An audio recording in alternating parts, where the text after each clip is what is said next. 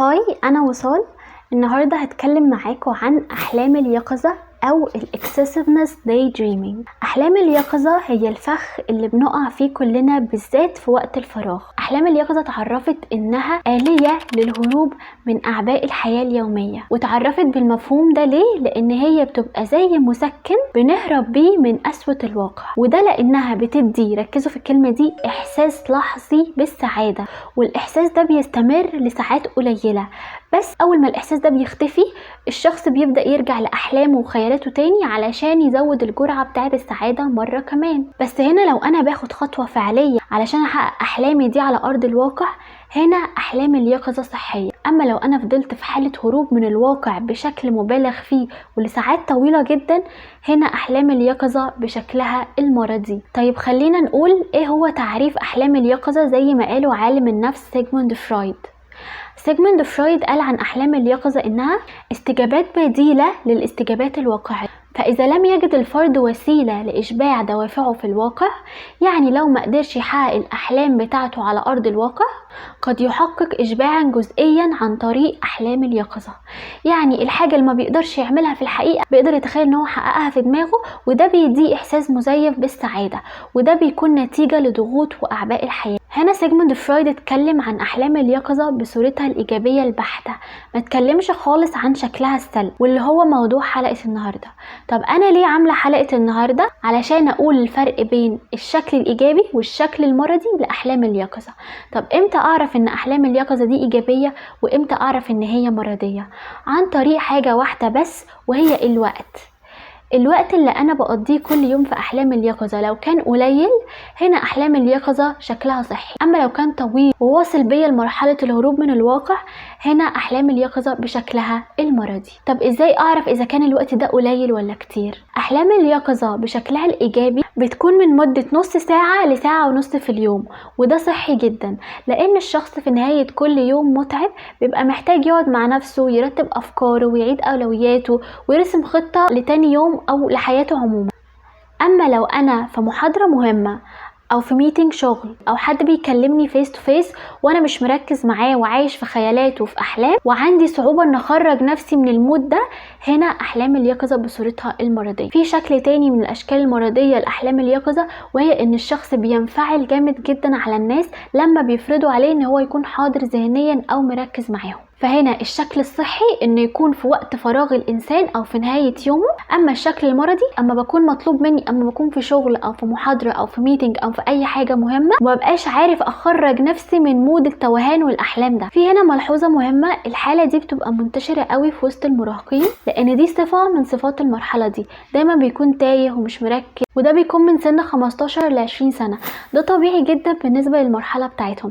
اما لو انا شخص كبير، فاني اقضي اكتر من ساعة ونص او ساعتين او 3 في اللا شيء، ففعلا ده مشكلة كبيرة. طب هو ايه اصلا اللي بيخلي الانسان يقع في مشكلة زي مشكلة احلام اليقظة؟ كل مشكلة بيبقى ليها محفزات، واحلام اليقظة ليها محفزات. بس قبل ما اتكلم عن محفزات احلام اليقظة، خليني أأكد على الفرق بين الاوفر ثينكينج واحلام اليقظة. الاوفر ثينكينج او التفكير المفرط بيكون نتيجة لضغوطات الحياة، وهو مضر بس ملوش شكل سلبي وشكل ايجابي زي احلام اليقظة. اما احلام اليقظة فهي الاحلام والرغبات المكبوتة جوه الفرد، ودي ليها شكل صحي وشكل مرضي. طب ايه هي بقى محفزات احلام اليقظة؟ رقم 1 من محفزات احلام اليقظة هو الفراغ من اكبر اسباب احلام اليقظة، وادراكي لحجم الفراغ اللي انا عايش فيه هو الخطوة الاولى لعلاج مشكلة زي دي. بمعنى ايه؟ يعني اليوم بيكون فيه 24 ساعة، بنام منهم 8 ساعات او 9 ساعات، بيتبقى ليا 15 او 16 ساعة.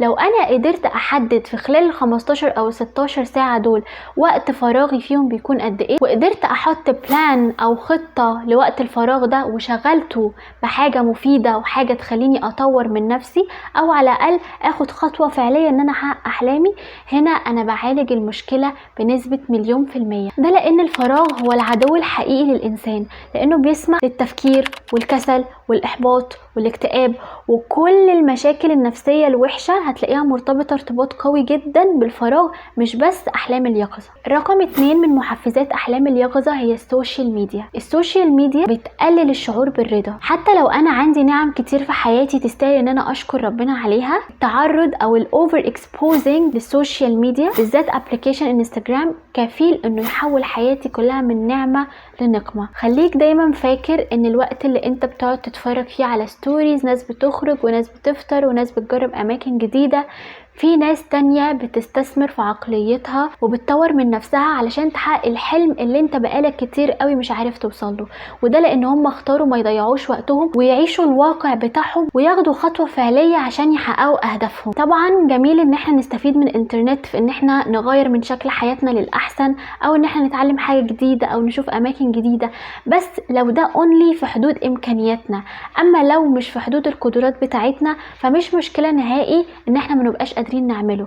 بس المشكلة اللي بجد ان احنا نفضل هربانين من الواقع ومقتنعين ان كل اللي بنشوفه على السوشيال ميديا ده حقيقي، لانه فعلا وبنسبة اكبر من 90% كل اللي بنشوفه على السوشيال ميديا مش حقيقي. حتى لو باين لينا ان هو واقعي فهو مش واقعي. ثالث محفز من محفزات احلام اليقظة هو الصدمات النفسية. في بعض الناس بيتعرضوا لازمات او صدمات نفسية في حياتهم بتخليهم مش قادرين يتقبلوا الواقع اللي هم فيه، وفوق ده كله من كتر ما الصدمة اللي بيتعرضوا لها دي بتكون قاسية عليهم ما بيبقاش عندهم الطاقة او الشغف اللي يخليهم يشتغلوا جامد او ينجحوا قوي علشان يغيروا الواقع ده، فبيلجأوا للهروب من الواقع بالطريقة السهلة واللي بتتمثل في احلام اليقظة. رابع محفز من محفزات احلام اليقظة اسمه عدم القدرة على التكيف، ودي حالة منتشرة اكتر بين الشباب الصغيرة في السن في مرحلة العشرينات. لما بنتخرج او بعد ما بنخلص حياتنا الدراسية بندخل في حياة جديدة، سواء كانت حياة عملية او جواز او اي نوع من انواع المسؤولية دي او الكوميتمنت ده بيكون مش معتاد علينا او بيكون صعب تقبله في البداية، لانه بيكون مسؤولية كبيرة شوية علينا كناس سنها صغير. فنتيجة الاحساس بالمسؤولية الكبير بيتولد عند الشخص شعورين: شعور كبت لانه هو مش عارف يتعايش مع الواقع، وشعور احباط انه مش قادر يغير الواقع ده، فبيلجأ للهروب منه في شكل احلام اليقظة او الاوفر ثينكينج لو هو عنده ضغوطات الحياة زيادة شوية. في مقولة حلوة قوي للامام ابن القيم عن احلام اليقظة، بيقول ان احلام اليقظة هي رؤوس اموال المفلسين. الجملة دي عميقة جدا. الشخص اللي ما بيكونش قادر يحقق احلامه على ارض الواقع، وده مش لانه عاجز، ده لانه هو مختار يكون كده، ياخد خطوة فعلية انه يحقق احلامه، لان مجرد التخيلات والاحلام ملهاش نهايه، هي مش هتوصلني لاي حاجه، هي بس هتديني احساس مزيف بالسعاده، والاحساس ده بيستمر لوقت قصير جدا وبعدين بيختفي. وان الصح والاحسن والصحي اكتر ان انا ابدا اخد خطوات فعليه علشان احقق احلامي دي. طيب ازاي اقدر اتجنب احلام اليقظه دي، او ازاي اقدر احقق احلامي اللي انا بتخيلها كتير لو الموضوع معايا وصل للشكل المرضي؟ رقم 1: اقضي على الفراغ.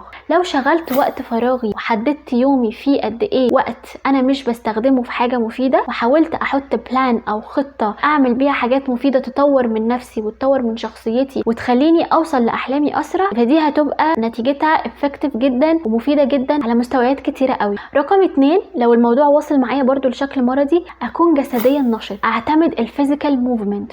وانا مش قصدي ان انا اعمل رياضة شاقة او رياضة متعبة، لا، المودريت اكسرسايزنج او الرياضه المعتدله اللي تشيل الطاقه السلبيه وتبدلها بطاقه ايجابيه، وفي نفس الوقت تلهي مخي عن حاله التوهان والسرحان طول الوقت. رقم 3 بقى، ودي اهم واحده واكتر حاجه ممكن تبقى افكتيف عشان اعالج مشكله زي مشكله احلام اليقظه واخليني اقوم برد فعل مش بس اعالجها، الا وهي اني اتخيل المشاكل او التحديات اللي هتواجهني علشان اوصل لهدفي. بمعنى ايه؟ يعني لو انا بتخيل ان انا نفسي في عربيه، انا كل ما اقعد مع نفسي اتخيل العربيه دي، بتخيل لحظه امتلاكي للعربيه، فبحس ان انا مبسوطه قوي. هنا انا باخد خطوه فعليه ان انا اجيب العربيه دي؟ لا. طب ايه المفروض اعمله علشان اقلل من احلام اليقظه دي واقوم اشتغل على نفسي علشان احققها؟ ان انا اتخيل المشاكل اللي هتواجهني او المجهود اللي لازم ابذله علشان احقق الحلم بتاعي. يعني اخش الاول اسال على العربيه دي سعرها كام، فلما اسال على سعرها كام اشوف انا محتاجه اشتغل قد ايه علشان اجيبها، محتاجه احوش كام، طب محتاجه اشتغل كام سنه، طب هل لو اشتريتها بعد 5 سنين هتكون العربية دي في حالة كويسة ولا هحتاج اشتري عربية تانية؟ طب بعد ما اشتريها هل بعد 2-3 العربية دي هتكون في حالة كويسة ولا هكون محتاجة اشتري واحدة تانية؟ هبدأ اتخيل كل المشاكل المفروض تواجهني. هنا المخ هيديني اشارة ادراك للواقع، يعني هيبدأ يقولي اشتغلي واعملي حاجة علشان تقدري توصلي لحلمك ده. هيقدر يشوف السعادة في امتلاك العربية والمشاكل اللي هتواجهني علشان امتلكها، مش هيشوف النتيجة النهائية بس، لا ده هيشوف النتيجة والمشاكل، فهيبدأ ياخد خطوة فعلية علشان يحقق الحلم او الهدف. خليك دايما فاكر ان الحياة قصيرة جدا ان انا اعيش اسير لعادة سلبية زي دي، وان انا محتاج شوية ارادة بس صغيرين عشان اقدر اتخلص منها، وهي مش هتنتهي في يوم وليلة، هي محتاجة ممارسة وصبر. بس اول ما هتخلص منها هكتشف قد ايه ان النتيجة مرضية، وان انا كان المفروض اخد الخطوة دي من زمان. غير كده هكون انسان يعتمد عليه وكل طاقة وكل شغف، وهقدر فعلا احقق كل حاجة في حياتي لان انا قدرت اتغلب على عادة سيئة كبيرة زي دي. وبس كده انا خلصت حلقة النهاردة. باي باي.